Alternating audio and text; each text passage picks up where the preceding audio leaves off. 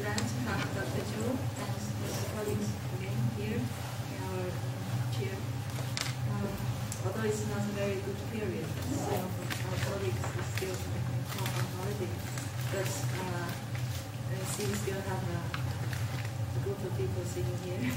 It's very nice for discussion. I would like to introduce a little bit the background of the project that the team from Tsinghua is presenting. 2 years ago, before Dr. Zhou went back to China, we applied for joint research project between China and the Netherlands. So it's mainly a cooperation between Philadelphia and Tsinghua University about integrated water resource management and strategic urban development. We want to compare Almere and Tianjin, these two water-related ecologically-friendly cities. So we want to know under the trends of new town developments, how sustainable water management system could be implemented in these areas. Afterwards, luckily that Tsinghua University got the funding from the Ministry of Science and Technology, so they could continue with this research for 3 years. So it's now about half a year already. They already collected some information, and they already went to Tianjin, did some big work.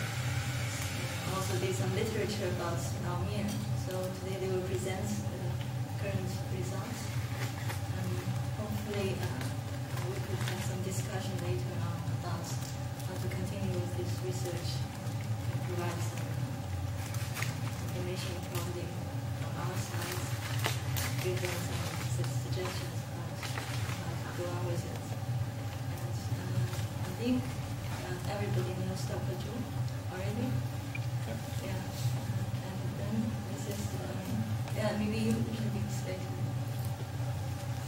Colleagues from Tsinghua. Can you introduce the colleagues? This is Dr. Zhou. Almost the same as Zhou. It's hard to pronounce. He is now the postdoc from the School of Architecture in Tsinghua University. He has quite a lot of experience in eco-city planning and research for several years. And this is another colleague, Dr. Sun Fu, from the School of Environment in Tsinghua University, and he's now the researcher of the school. In Chile, I just introduced some background on this project, and actually this project was applied together with Chile and Thorsten and our colleagues here in 2008, 2009, and it was strongly supported by Vincent at that time. This project was finally granted at 2010, at the end of 2010. So we just started this project from the beginning of this year, so just only half a year, just in the beginning stage. Next page. When we apply this project with the colleagues here, we just want to consider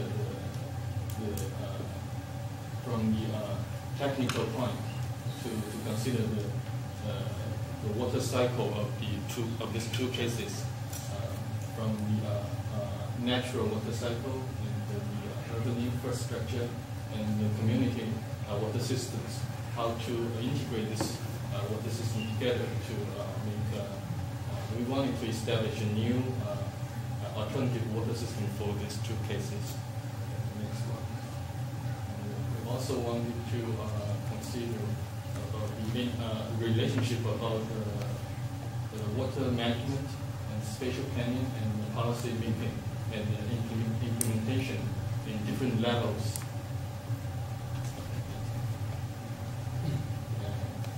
And this project will last for 3 years.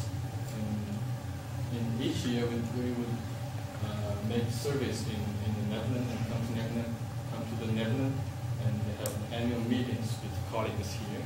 And we also have planned to prepare workshops in China. And so we would be very glad to invite Professor Vincent Nading and other colleagues to Beijing to join these workshops. Okay, Dr. Zhou is going to present something we did and share the working process with the colleagues here. It's a pleasure to be here, and it's the third time I'm here in the Netherlands for the first time in Delft. And now we are in an initial stage of our research. So basically I will try to introduce some background information about China's urbanization process and Tianjin Eco-City project, which will be the comparative case of Almere.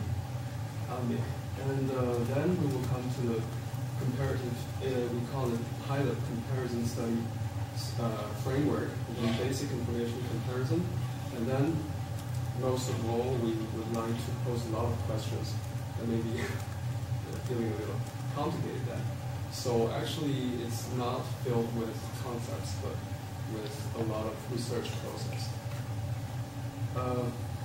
First of all, let's know a little bit about China's urbanization process.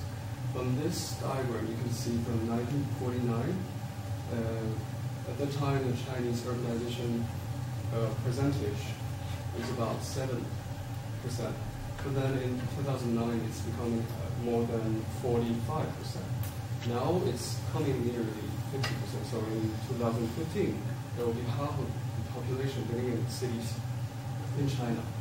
And it is estimated that about 400 million people will pour into cities in the next 30 years. So actually, these cities are growing tremendously high speed now. And you can see here, if you are familiar with the Chinese map, you can see here is Beijing, Tianjin, Shanghai here, and Hong Kong, Guangzhou, and Shenzhen here. So these places are in the metropolis area. And then let's come to Beijing and Tianjin here. It's the northern part of China, so it's a kind of economic and political center here. Beijing in this year will exceed, the population will exceed 20 million. And Tianjin is becoming nearly 13 million this year. So we're facing a lot of housing, building pressure right now. And we have a lot of new town projects around the country.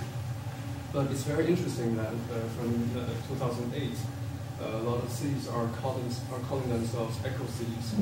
And especially for new town projects, they are named after eco-city, like this one, Tianjin.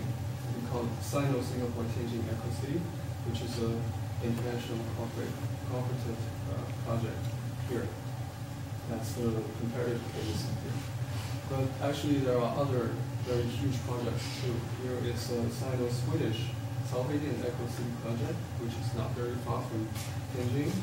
And the earliest one, but now suspended, it's a Sino-UK Eco-City project in Shanghai.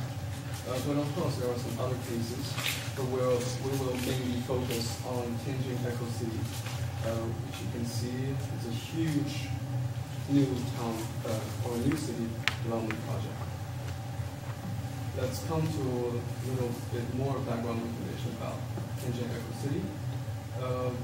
The abbreviation is SSTEC, so it's easier for you to understand. Tianjin is one of the 4 municipalities in China. The municipality here means directly